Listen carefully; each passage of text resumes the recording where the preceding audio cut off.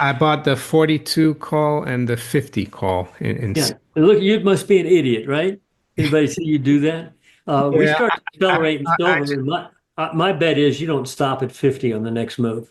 yeah, it's just that I thought this morning silver was still underperforming, but it actually closed up over 3%. So maybe, Yeah. No, you it's know, going to take a bit, but you get another third of a percent higher than we are now. We're like maybe 1% the price of gold, which is dirt cheap, by the way.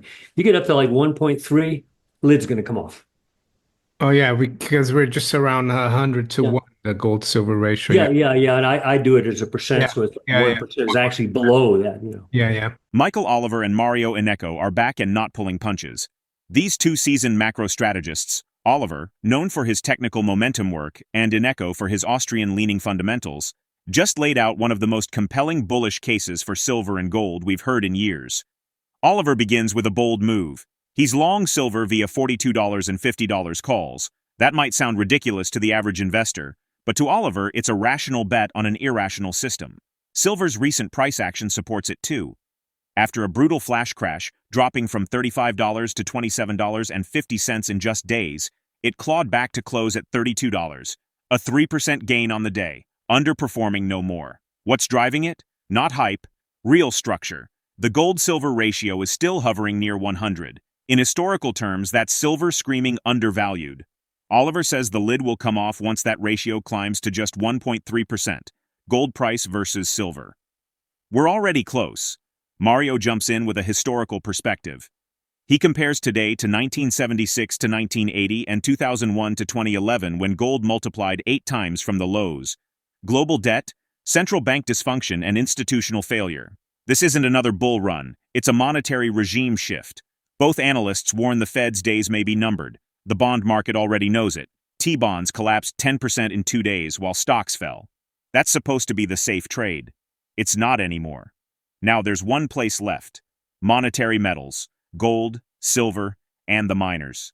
Oliver says the miners have broken out relative to gold, a key early signal that the next leg has begun. We present the latest clips of Michael Oliver and Mario Innecco's video. Before we continue to discuss this, please subscribe to our channel and activate the bell icon for timely updates. Silver got punished very badly 2 weeks ago. If you remember, Thursday and Friday, silver dropped from a high that week at 35 to a low on Monday's opening at 27.50. Wow, I'm talking futures now. Whoa. Well, they close out this week at 32. Okay, so a lot of people assumed that silver has industrial aspects, and therefore, if we're going into recession, you sell all commodities, including silver, because it's got industrial aspects. The historical record of silver's trends does not correlate to the Bloomberg Commodity Index. It correlates to gold. And I think the people who shorted, dumped silver a week ago, made a big mistake. So I'll tell you what I did personally. I bought a lot of calls coming up out of that hole. Okay, a lot of calls. That's interesting. Sorry to interrupt you. I bought some calls in silver yesterday. Okay, So yeah. not bad. You probably bought it when silver was 31 bucks or Yeah, something. and they're actually doing quite well, but they're Yeah. September options that they expire in August, so there's plenty of time. I've been expecting an acceleration phase in silver and the gold and silver miners and gold to occur. And the thing that was needed was to break the stock market. Well, we've started that process in a way that people have been smacked in the face. They realize something's happening here. Okay. And they're moving into gold and related. And it's the next phase down in stocks, I think, will drive us off the page in gold and silver and the miners. We predicted before this drop occurred in the S&P that while it was very negative, going down for a long time, expect a bounce point. And we specified a number for the S&P, 4,800. Well, again, we're talking about a market that topped just above 6,000. Okay. It hit 4,830 this week and exploded the next day, which is what we expected to see, a bounce at that level. NASDAQ 100, we predicted, again, this is something that was like 22,000 or something, the peak. It's 16,500. It bottomed this week at 16,500. I say bottomed, I mean bounced. And you can circle those lows on a price chart now. And the public, what they did is if you go back to 2022 high in the S&P, it was 4,800. So people drew with a crayon, we make fun of them, and a ruler across that high, said, I'm going to buy it at 4,800. Okay, it worked. It should have worked because there were some other reasons for that to work as well. But it's temporary. And for the NASDAQ, if you went back to its peak, which was in November of 2021, its peak area was 16,700. We went down to 16,500 and boom, exploded.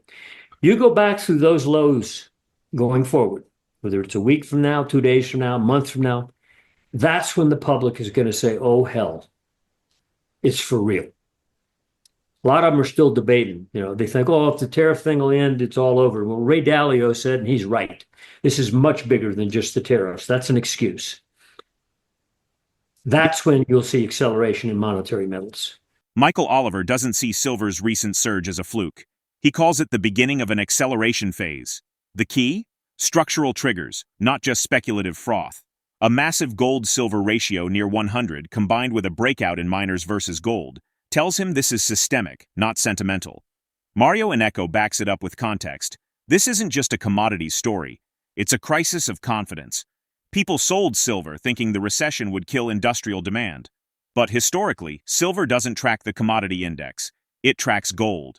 It's a monetary metal first, which most investors missed. Meanwhile, the T-bond market, once the classic safety trade, is failing hard. A 10% crash in 2 days is rare, especially when stocks also fall. That correlation breakdown signals profound instability. Mario says, there's one alternative, monetary metals. And the miners? They're not just keeping pace, they're leading. The breakout in gold miners versus gold itself is one of Oliver's most trusted momentum signals. Let's get back to the interview. I think we're headed for something totally different than the other bull markets in gold, where that was the place to be. Like the run up into 1980, where gold went from a low at $103 in 1976, and by 1980 it was $850, eightfold move. Or 2000 when it was $260, 2001 still $260, went to 1920, another eightfold move. We started from 1,050, December 2015. Right now we're triple. So we're not even half the multiples of those two prior bull markets. And yet we have the dynamics we're talking about, fundamental and technical, that are far more explosive. And I think on the other end of this, it's not a gold top and another bear market in gold, or silver top and another bear market. If something changes, and I think what's going to change is the world is going to go through such a financial and government debt crisis that there's going to be a rethink, a chaotic, panicky rethink of reality. And I think some of the old realities are going to get tossed out the window. Assumptions, institutions. I think the Fed will cease to be. Wouldn't surprise me it happens in the next couple of years. The viability and what it's done over its century of life is to create monetary boom bust, which soon thereafter are duplicated by stock market booms and then busts. It's just a recurring thing. I think we're going to a hard money standard around the world at the end of this crisis or late in the crisis. So when gold gets up there, again, an eightfold this time around, it'd be like, well, multiply 1,050 times 8. Okay, we'd be doing the same thing we've done before a couple times. But we could go a lot higher. That's not the issue. The issue is I don't think we're coming back down, because I think so many of the things that we think of as institutions and realities won't be there. And we're going to shift to gold-backed money. You already know the Chinese are talking about it. 2000 to 2002, for example, gold went up. Not explosively, it was just beginning its bull trend that went to 2011. But it bottomed in 2000, 2001 when the stock market started down. T-bonds went up, meaning yields dropped.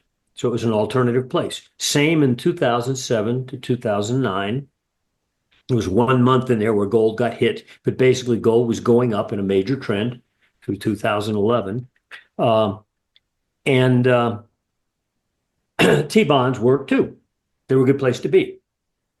I thought this time they might be too, not because of that fundamental assumption. The technicals looked right for a T-bond rally.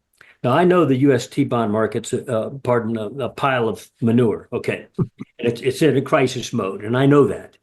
And a lot of people I give credence to fundamentally and so forth say, this is garbage. Don't own that stuff. It's going to go through a crisis. I agree. But temporarily, it looked technically like T-bonds could rally, and they would do so when the stock market started to break hard. Well, sure enough, you go back a month or so ago when the stock market started to break and T-bonds did move up. They moved from price levels like 115 up to 122 on the long-term 30-year bond futures. Nice, sharp move. And all of a sudden, in literally 48 hours a week ago, T-bonds spiked up to 122 plus, and they got to 111 within a couple days. Now, you say, well, 10% drop or so, no big deal. Well, for T-bonds, that's a crash. Okay. Something happened there, and it wasn't because stocks went up. Stocks were still going down, and bonds went with them. So that report you showed there, I was questioning at that point whether T-bonds are still any good, and there's no issue in my mind. They're not an alternative place to be. That's our one fumble of the last year, is thinking bonds could rally. Well, they did. They had a nice spike, but boy, did it fail. And we're left with one alternative in our assessment, and that's monetary metals. It means gold, silver, and the gold miners. The big mama gold, as you call it. Yeah, the mama market is gold. Yeah. And the little babies on a leash, or little puppies on a leash, would be silver and the gold and silver miners. And if you go through history, you'll see there are times when they vastly outperform gold on the upside, and then there's times when they vastly underperform. And over the last 2 years approximately, they've underperformed and gotten, well, now the miners have broken out. They've broken out versus gold recently in the last month or so, meaning their relative performance technical behavior of miners versus gold. Like divide the price of GDX into the price of an ounce of gold and plot it, okay? That is broken out and telling us, in fact, before the recent surge in net price in the miners, it told us miners are now an outperformer to the mama, okay? MichaelOliver and Mario Innecco aren't calling for another typical gold bull run in the 1970s and again after 2001. But this time it's different. Debt is off the charts. Confidence in fiat is crumbling. A shift toward hard money means gold, silver, and the miners. We've only tripled off the lows. Past cycles went 8 times. And this one, it could go further. But here's the real takeaway. This isn't a short-term trade. It's monetary insurance. Stack when others panic. Don't wait for confirmation from CNBC. Trust the structure and signal. Share your thoughts on MichaelOliver and Mario Innecco's analysis in the comments section below. If you find this video informative, please support and turn on notifications to stay informed about our latest videos. See you in the following video. Thanks for watching.